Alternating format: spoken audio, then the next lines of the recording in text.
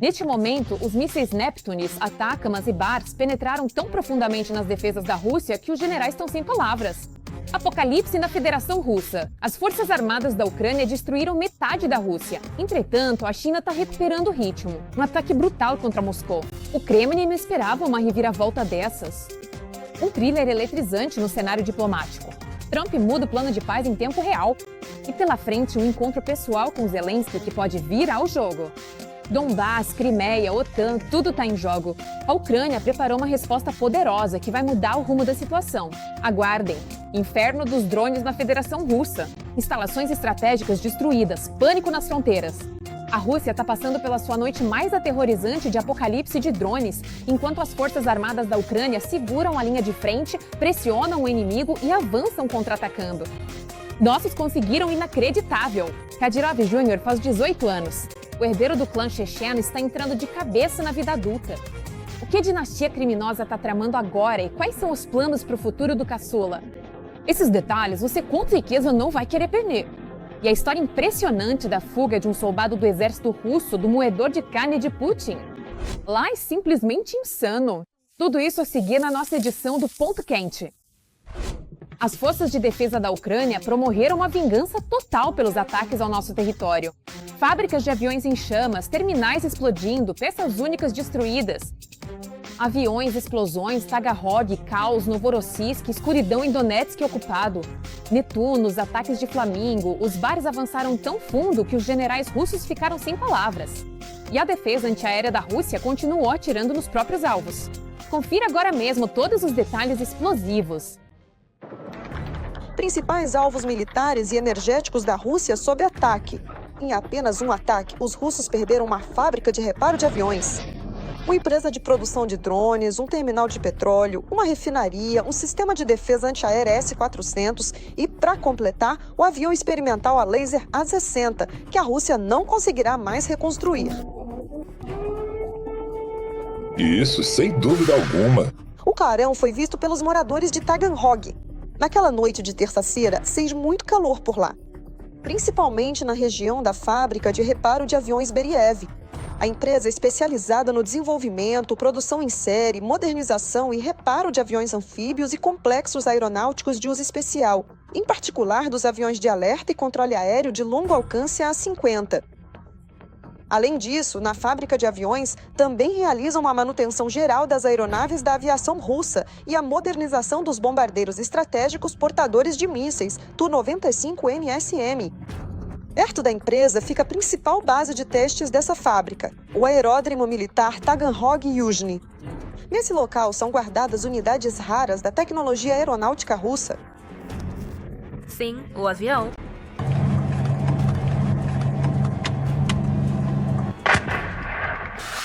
Mais precisamente, eram guardadas unidades raras da tecnologia aeronáutica russa. Na base aérea foi atingido o avião A-60, ou, como também é chamado, o Laboratório Voador. A aeronave era destinada a testes de armas a lever. É um desenvolvimento soviético. O projeto foi desenvolvido nos anos 1970. Como parte da estratégia soviética de armas a laser antissatélite, a aeronave apresenta uma corcova característica. É aqui que se encontra a instalação do laser de 1 megawatt. A ideia era que esse laser pudesse interferir nos instrumentos ópticos dos satélites inimigos, ou até mesmo danificar sua matriz e outros equipamentos. Após o colapso da União Soviética, o projeto foi congelado. Mas os russos o ressuscitaram e passaram anos tentando lhe dar vida novamente. Ao mesmo tempo, esqueceram-se de ameaçar o mundo inteiro com armas sem precedentes. O exército russo em breve estará armado com armas da guerra nas estrelas, capazes de aniquilar o inimigo tanto em terra quanto no ar. Os soviéticos desenvolveram apenas 2 desses aviões. Por isso, a destruição de um deles não é apenas um golpe doloroso para as ambições de Putin, mas sim devastador. Os russos já não conseguirão recriar seu laboratório voador. E os Patriota Z também sabem disso. Nunca ouviram falar de abrigos de proteção antes da realocação. Logo vai fazer 4 anos desde o início da operação militar especial. As desconexões idiotas da internet não ajudaram nem contra os drones inimigos, controlados inclusive por sistemas de comunicação via satélite, nem contra as filmagens feitas pelos moradores locais dos ataques. Provavelmente, uma medida eficaz teria sido a realocação dos aviões da região, que está quase todos os dias sob ataques de drones inimigos. Mas o fato de terem sido ataques de drones, isso não é nada certo. O Estado-Maior ucraniano declarou que, para atacar alvos estratégicos russos, usaram drones Bars e mísseis de cruzeiro Neptune. Olha só. Tá chegando cada vez mais perto agora, um pouco mais a cada segundo. Finalmente acertou em cheio o prédio. Caramba, essa foi forte mesmo. Durante o ataque a Taganrog, também foi atingida a fábrica de produção de drones Monia, da Land Air. No local foram registrados incêndios, segundo relatos dos militares. Mas não foi só Taganrog. Explosões também foram ouvidas em massa no Krai de Krasnodar. Os ataques atingiram o terminal de petróleo Cheskariz, em Novorossiysk, e a refinaria de Tuapse. Em Novorossiysk, foram danificados os estaleiros de petróleo e uma das plataformas de lançamento do sistema de defesa aérea S-400, segundo o Estado-Maior. O grau dos danos causados ainda está sendo apurado. Pequim humilha a Rússia de forma astuta, mostrando aos russos o seu lugar. E aqui vai um exemplo claro. Devido às restrições de importação impostas pelas sanções, os fornecedores chineses aumentam os preços para os compradores russos de material militar, tirando o máximo proveito da dependência do Kremlin. Isso é só o começo, tem mais na nossa matéria. A China tá traindo a Rússia. Sim, você não ouviu errado. Pequim finge com maestria ser um parceiro, mas na prática usa Moscou como elo fraco. E no nosso idioma tem uma frase que virou um bordão: Rússia e chinês, irmãos para sempre. E olha que interessante, recentemente Xi conversou por telefone com Trump e declarou que apoia o esforço pacífico dos Estados Unidos para resolver o conflito entre Rússia e Ucrânia. No discurso, tudo é bonito, mas e na prática, qual é? Acho que a China enviou um sinal político aos Estados Unidos, mostrando que está acompanhando de perto o que acontece no caminho da resolução pacífica, buscando instrumentos para uma solução pacífica na guerra entre Rússia e Ucrânia. A principal mensagem desse sinal deve ser a seguinte: a Rússia não deve vencer essa guerra e a Ucrânia, por sua vez, não deve perder. Mas tem mais uma coisa. Os líderes dos países combinaram visitas e Trump já está planejando ir à China em abril. Se Trump vai conseguir fechar o acordo comercial desejado com a China, especificamente em abril, por exemplo, durante um possível encontro em Pequim, isso é uma grande incógnita. Nada mais profundo, na minha opinião, ainda mais sobre a questão do fim da guerra entre Rússia e Ucrânia. Nesse período, até 26 de abril, não há reunião agendada entre Jinping e Trump em Pequim. Mas o que a China está fazendo de errado em relação à Rússia? Parece que está tudo bem. A questão principal é que a China ganha muito dinheiro com a Rússia. Os preços dos produtos de exportação fornecidos à Rússia aumentaram em média 87%. As relações da Rússia com a China sempre foram muito complicadas. E se achamos que eles são amigos? Não! Existe uma palavra boa para isso. Eles são companheiros de viagem. Rússia e China são companheiros de viagem. Para a China, é vantajoso ter uma Rússia fraca, é vantajoso ter um Putin enfraquecido, é vantajoso comprar matérias-primas baratas e depois vender produtos muito caros para a Federação Russa. No fim das contas, a Rússia não tem mais nenhuma saída. E não se trata só de mercadorias. A China está entrando gradualmente nas regiões russas, assim conseguindo acesso a territórios e recursos. Sabe, já existem exemplos no Extremo Oriente onde pequenas vilas já se tornaram majoritariamente chinesas, e lá eles até participam das eleições municipais. A Rússia, por sua vez, começa a depender cada vez mais da China. E isso agrada ao Putin, esse tipo de relação? De novo, claro que não agrada. Porque o Putin tem dores fantasma em relação à União Soviética. Basicamente, durante todo o seu mandato como presidente, ele tentou resgatar uma espécie de grandeza perdida. Ele mesmo se chama de reunificador das terras russas. Mas, na verdade, ele só está levando a Federação Russa ao colapso. A um colapso total, absoluto, à falência financeira. Pequim está cada vez mais fortalecendo sua influência na Ásia Central, enquanto coloca Moscou em segundo plano, o que provavelmente não pode deixar de preocupar o vovô do Kremlin. É necessário fortalecer inabalavelmente a amizade entre a China e o Cazaquistão. unir esforços para promover uma cooperação abrangente e contribuir ainda mais para a paz na região e no mundo inteiro, assim como para o desenvolvimento, a estabilidade e a energia positiva nas relações entre China e Cazaquistão. Aqui para a principal questão, o que realmente motiva a China? Uma parceria fiel com a Rússia? Nossa comunicação próxima reflete o caráter estratégico das relações russo-chinesas, que estão em um nível sem precedentes de tão alto. Ou Pequim simplesmente está aproveitando a situação e agindo em seu próprio interesse? Eles não têm interesse que a Federação Russa vença essa guerra. Porque se Putin vencer essa guerra, ele recupera a sua subjetividade geopolítica. Ele começa a conversar com todos os atores, por exemplo, com os próprios Estados Unidos e a China, em pé de igualdade, o que é absolutamente estratégico. E não corresponde aos interesses da China. Sim, essa posição é dissimulada. A China fala sobre amizade, mas só age quando isso lhe convém. Ele lucra com a Rússia, fortalece sua influência e, paralelamente, constrói relações com o Zewa. E Moscou fica cada vez mais dependente das decisões de Pequim. Um novo capítulo do thriller militar diplomático. Choque. Trump está reescrevendo as regras de novo. Novos pontos do plano vieram à tona. A temperatura diplomática sobe. Donbás, Crimeia, OTAN, tudo tem em jogo. Ucrânia, UE ou Rússia, quem vai vencer a batalha pela versão final? E será que Trump e Zelensky realmente estão preparando um golpe decisivo contra o Kremlin? E isso é só o aquecimento. Em breve, Zelensky vai se encontrar pessoalmente com Trump para garantir as condições necessárias para a Ucrânia. Será que a Ucrânia vai conseguir virar o jogo a seu favor? As informações mais recentes sobre as negociações de paz a seguir na reportagem. Sem restrições para as Forças Armadas da Ucrânia, sem proibição de adesão à OTAN e muito mais. O chamado Plano de Trump, em sua forma original, já não existe mais. Segundo o Financial Times, ele foi reduzido em quase um terço. No entanto, os detalhes ainda não foram divulgados. No momento, após Genebra, há menos pontos. Já não são mais 28. E muita coisa importante foi considerada nesse quadro. Ainda há trabalho a ser feito agora.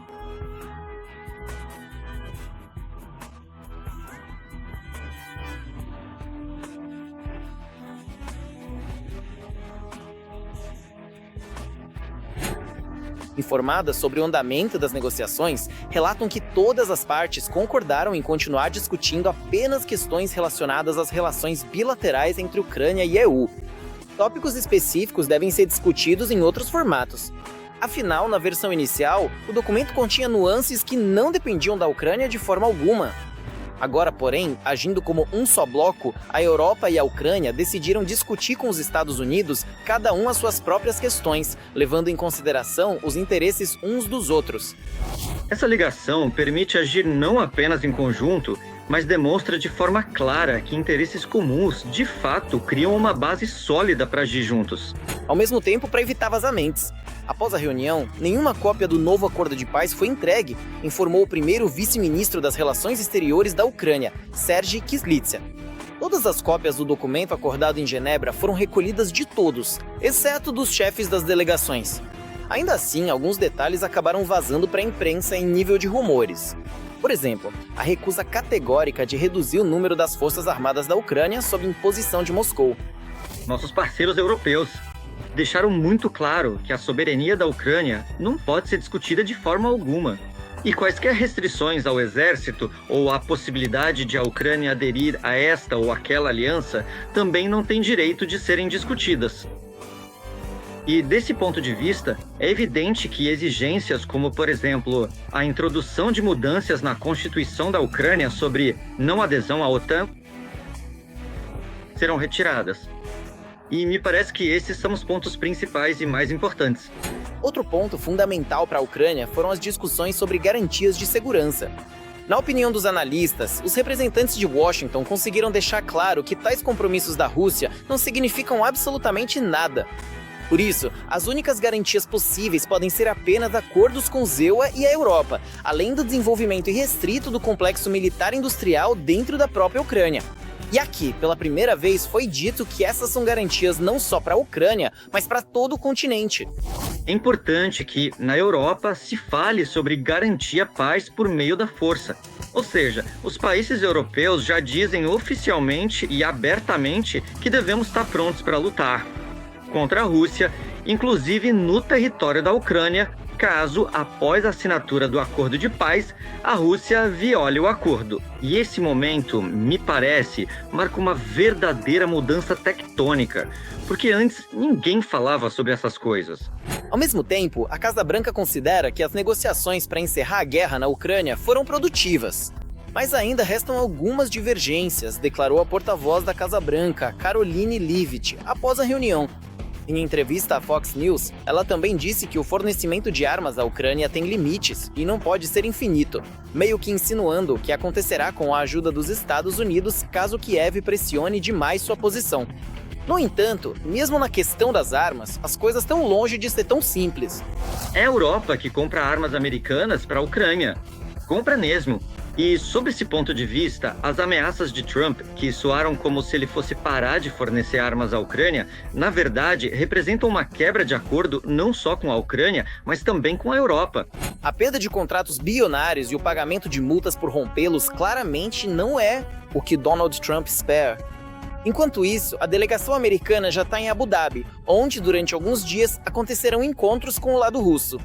A Rússia receberá um plano de paz acordado no domingo entre os EUA e a Ucrânia.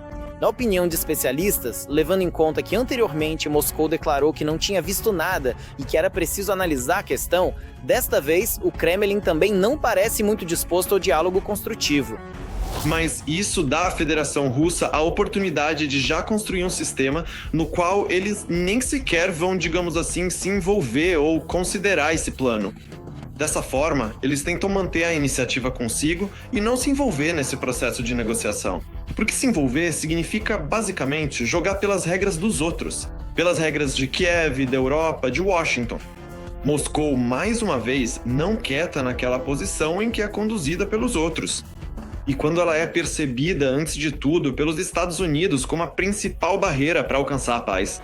No entanto, como dizem os analistas, ninguém realmente espera que Putin concorde com condições aceitáveis para a Europa sem pressão. E essa pressão deve vir, em primeiro lugar, de Washington. Ou seja, a principal tarefa é convencer justamente o EUA de que o plano de paz deve ser exatamente assim.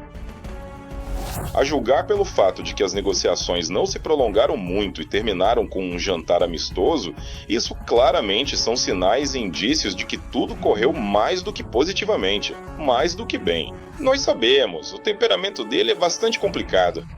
Steve Witkoff, uma pessoa extremamente rica e igualmente extremamente exigente, ele nunca teria concordado, nem mesmo, digamos, por cortesia, simplesmente não teria concordado. Jantar e perder tempo, se ele achasse que os resultados das negociações não o satisfizeram. Enquanto isso, para garantir que o próprio Trump não desviasse do curso de resolução pacífica aprovado na reunião, os maiores amigos do presidente americano na política europeia voaram para Washington. O presidente da Finlândia, Alexander Stubb, e a primeira-ministra da Itália, Giorgia Meloni, que já demonstraram mais de uma vez que sabem como lidar com Donald Trump. A Rússia foi novamente tomada por um ataque noturno de drones desconhecidos, que atravessaram as defesas e destruíram alvos militares estratégicos de Putin. Ao mesmo tempo, 4 drones russos invadiram a Moldávia e a Romênia. Zelensky falou sobre as consequências do ataque da Rússia à Ucrânia e pediu pressão sobre a Rússia. Neste momento, a situação na linha de frente está extremamente tensa, mas as forças armadas da Ucrânia estão firmes como uma muralha, não permitindo que os ocupantes rompam a defesa na direção de Kupiansk. Na direção de Zaporizhia. As forças armadas da Ucrânia também pressionam o inimigo e defendem todas as posições. Sempre que surge uma oportunidade, os defensores ucranianos partem para o contra-ataque. Os detalhes estão na nossa análise militar. Uma das mais longas e massivas desde o início da guerra em grande escala. Foi assim que o chefe da região de Krasnodar, Veniamin Kondrachev, descreveu o ataque noturno à sua região. Drones também visitaram Tagerhog, na região de Rostov, na Rússia. Lá, uma fábrica de construção de aeronaves foi atacada. O Estado-Maior ucraniano confirmou a destruição do avião experimental russo A-60, assim como de uma fábrica de produção de drones. Esse avião possui equipamento a laser e é o único desse tipo nas forças aeroespaciais da Federação Russa. Por isso, é algo sem precedentes. Em relação ao sucesso do ataque das forças de defesa da Ucrânia contra alvos militares legítimos no território do país ocupante. Em Novorossiysk, Rússia, houve ataque a terminal de petróleo. Foram atingidos estandes e plataforma de lançamento de depósito do sistema de defesa aérea S-400. A refinaria de Tuapse também foi atingida. Vou relembrar as características táticas e técnicas do Bars. É cerca de 700 quilômetros. O alcance para atingir o alvo, a ogiva varia de 50 a 100 quilos. O comprimento do Neptun e o alcance para atingir o alvo é de cerca de 1.000 quilômetros. Portanto, atacar alvos militares legítimos no território da Federação Russa é mais uma prova do sucesso do complexo militar industrial ucraniano. Também não é seguro no espaço digital russo. Hackers ucranianos invadiram o sistema de alerta na região de Krasnodar, o que resultou no acionamento de alarmes químicos e de radiação por lá.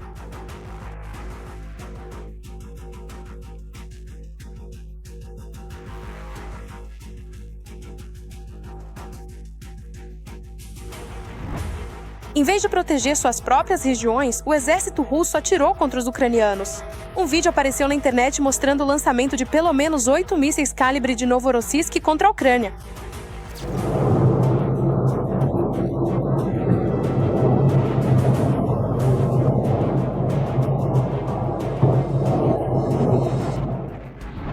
Ao mesmo tempo, os russos atacaram prédios residenciais onde pessoas inocentes estavam dormindo. O presidente da Ucrânia declarou que o inimigo atacou várias regiões do nosso país, mas o epicentro foi Kiev.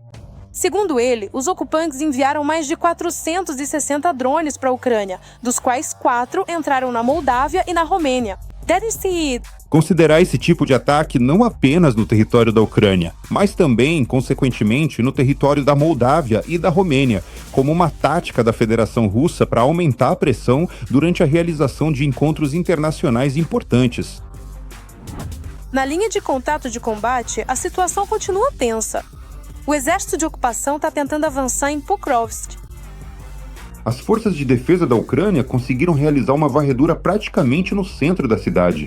Estamos falando sobre as ações bem-sucedidas das unidades de assalto ucranianas na região do Colégio Pedagógico de Pokrovsk, da Praça Sobornaia e da estação ferroviária.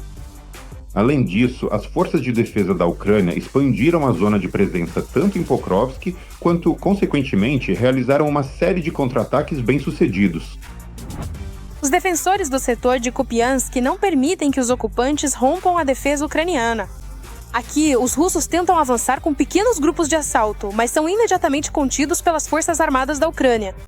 Nossos defensores adotam a tática de defesa ativa na direção de Zaporizhia e, sempre que possível, partem para contra-ataques. Adam Kadyrov tem 18 anos. Agora, esse herdeiro inadequado do clã criminoso é oficialmente maior de idade. Confira agora mesmo sua trajetória, atitudes estranhas e planos intrigantes para o futuro. Na Chechênia é festa. Adam Kadyrov completou 18 anos. A maioridade que é acompanhada não apenas de felicitações, mas de toda uma simbologia, como se essa data tivesse um significado político. Ramzan Kadyrov dirigiu palavras de apoio ao filho, mais uma vez destacando que Adam Kadyrov é uma figura importante na arquitetura familiar e pública. Agora, o jovem Kadyrov é oficialmente adulto, mas parece que ele tem sido apresentado publicamente como alguém maior, mais barulhento e mais importante do que sua idade real. Oi? A partir de novembro de 2023, ele trabalhou como chefe do Departamento de Segurança de seu pai e, em abril de 2025, chefiou o Conselho de Segurança Regional. Considerando que o pai dele também foi responsável pela segurança do presidente anterior, é bem provável que Ramzan esteja preparando um sucessor para si mesmo. Cada aparição em imagens oficiais, cada felicitação, cada apresentação conjunta parece entrelaçá-lo ainda mais no roteiro do futuro. E a felicitação do pai não é apenas uma tradição familiar, mas um gesto que volta a gerar conversa sobre qual papel o filhinho de Kadyrov pode ocupar no futuro.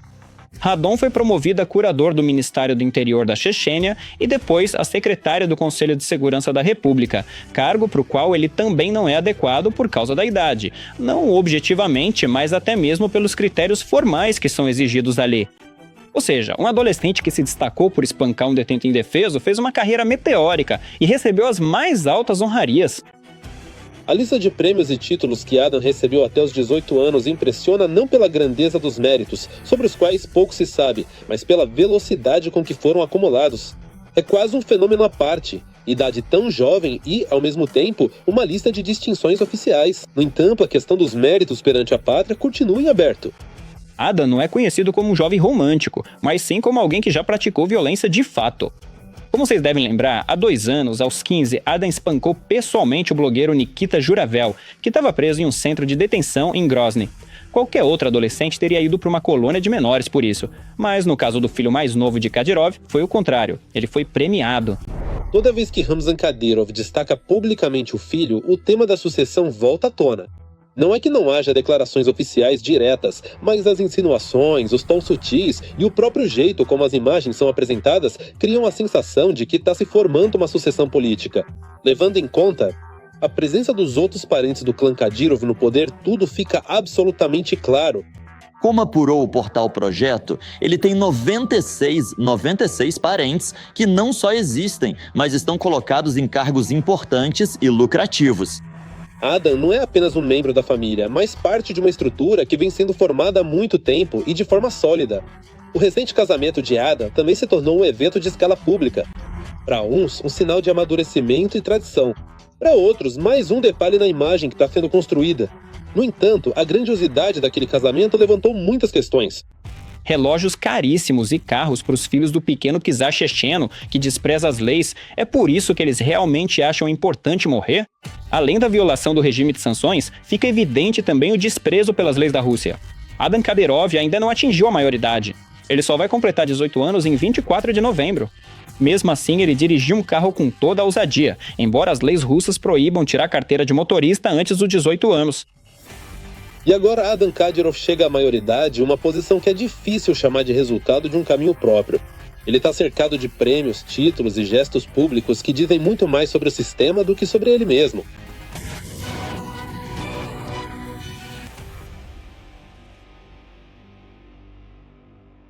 É realmente possível escapar do exército russo e encontrar segurança longe do império de horrores de Putin? O exemplo de Vladimir comprova isso. Ele já está longe da linha de frente, das balas e das perseguições. Aqui estão histórias de fuga na infância e conselhos para aqueles russos que querem escapar do moedor de carne da guerra e respirar em liberdade. Vladimir Bernard é um homem simples da cidade de Abinsk, no Krai de Krasnodar. Em setembro de 2022, foi mobilizado para o exército russo. Ele é um patriota e um cidadão decente. Era leal à política do Kremlin e apoiava a chamada Operação Militar Especial. Mas ao cair no inferno da guerra, mudou radicalmente seu ponto de vista. Não há justiça. E acontece que o nosso Estado, na figura dos nossos superiores, não cria essa justiça. Não querem buscá-la e não querem cultivá-la. Vladimir serviu por mais de 2 anos em uma companhia de evacuação médica. Salvava soldados, prestava-lhes os primeiros socorros. 3 meses após o início do serviço, sua visão se tornou anti-guerra. Em 2023, o homem criou um blog no Telegram e um canal no YouTube chamado Diário do Cossaco, onde, direto da linha de frente, contava sobre os ataques suicidas e sobre a atitude dos oficiais em relação aos soldados comuns. Por isso, Vladimir foi colocado em um buraco, espancado e até ameaçado de ser apagado, mas o defensor da verdade não desistiu. Em dezembro de 2024, eu não voltei para a linha de frente depois das férias e fui me esconder. Vivi na floresta, tentei pescar e caçar, colhia frutas silvestres e cogumelos. Em agosto de 2025, tentei cruzar ilegalmente a fronteira entre a Rússia e a Geórgia, pelas montanhas, chegando lá de moto.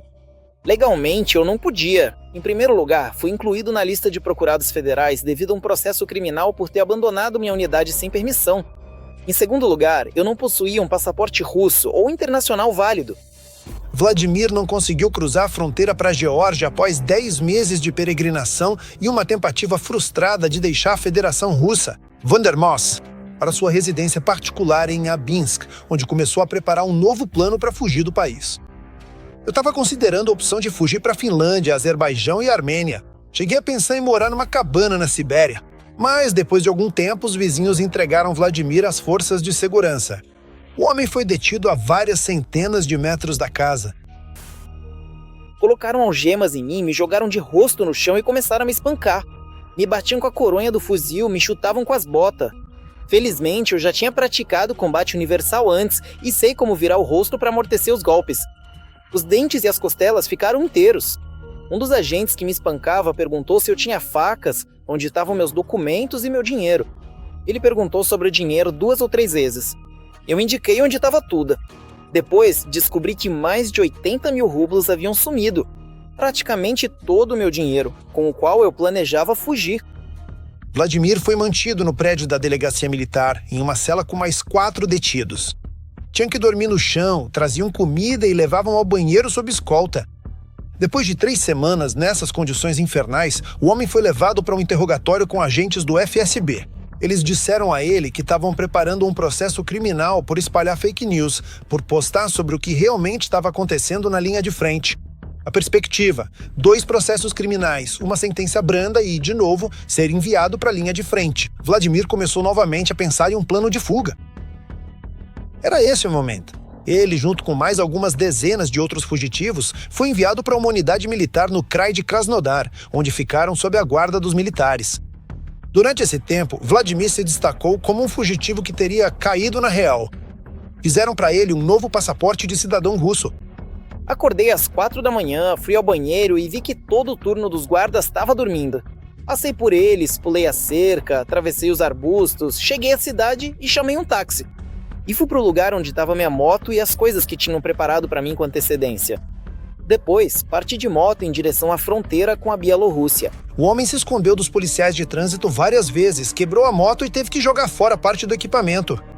Depois, continuou a viagem pegando caronas, usando BlaBlaCar e táxi. Após 2 semanas de fuga, ele chegou a Smolensk, de onde foi a pé até a fronteira com a Bielorrússia. Andando pela trilha do Javali. Só que isso aqui, sinceramente, não me limpa a alma, diferente de lá, daquele lugar especial. Dizia até o campo de Gribovka, que fica a uma distância de 560 metros exatamente. Era o que diziam. Conseguiu cruzar a fronteira sem encontrar os guardas de fronteira. Na Bielorrússia, Vladimir trocou dinheiro, alugou um quarto e se arrumou. Depois comprou uma passagem e foi embora para outro país. Agora, depois de tudo que passou, Vladimir entende que o espera uma nova e difícil vida na imigração. E isso ele nunca vai perdoar o Kremlin. Muito provavelmente eu nunca mais vou voltar para minha terra natal, embora eu sempre tenha querido viver só na Rússia. Pelo menos parte da minha vida eu vou dedicar à luta contra o regime de Putin, dentro das possibilidades que eu tenho. Eu nunca vou perdoar por ele ter destruído centenas de milhares de vidas. E por ter me obrigado a me separar dos meus entes queridos e do meu país. Durante quase 1 ano da minha deserção, contando desde dezembro passado, quando eu não voltei para a guerra depois das férias, eu nunca duvidei da minha decisão. Sob nenhum pretexto eu estou disposto a voltar para a linha de frente. Na guerra, eu me tornei pacifista e não estou disposto a trair meus valores e princípios.